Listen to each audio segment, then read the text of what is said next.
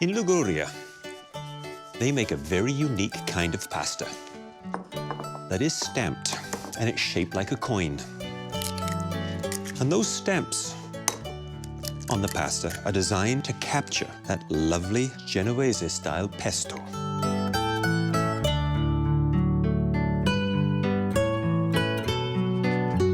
And what brings it all together is a little white wine. And as I've said before, when it comes to making pasta dough, once you've done it a few times, you ask yourself, what took so long for me to get into making my own pasta?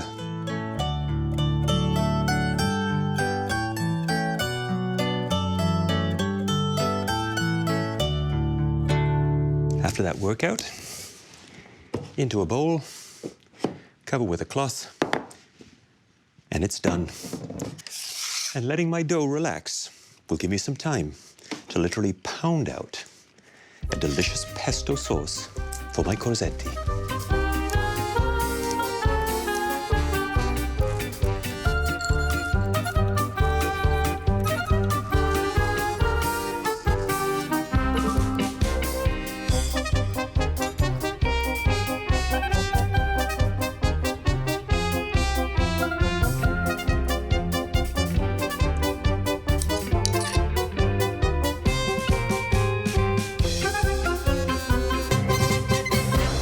Of cheeses.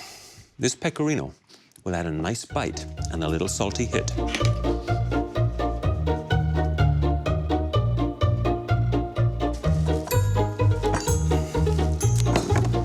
And this Parmesan cheese, the Parmigiano Reggiano, is going to add a wonderful richness, a little nuttiness, and a subtler flavor. Pesto is ready. And the business end of making corzette is right here. This beautiful wooden mold.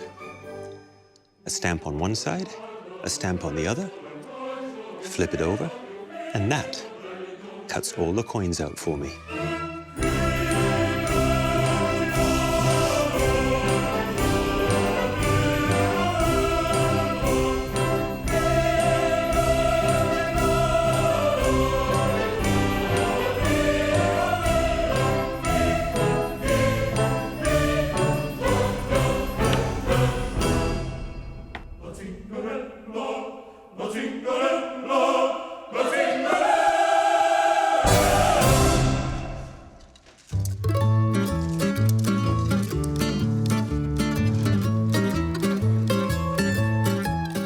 To finish off my corzette, it's even simpler.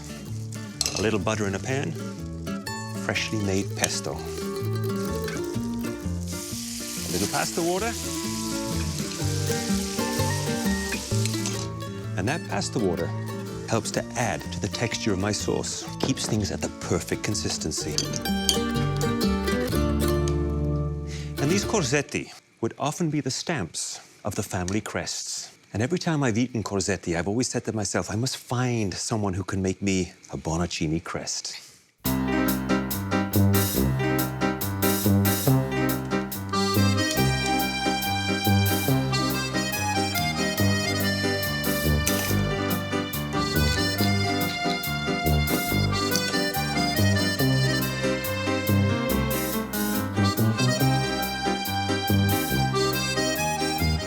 And then just lay them all over the bottom of the plate. And it's best to work with the pesto off the heat so that you don't overcook the cheese and it becomes stodgy. And one more thing to do.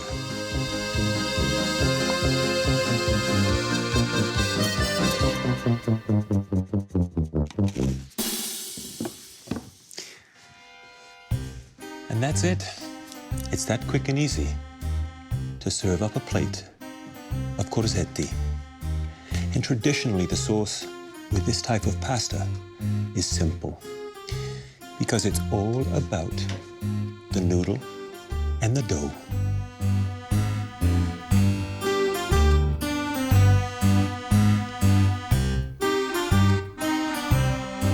This is such a great primo.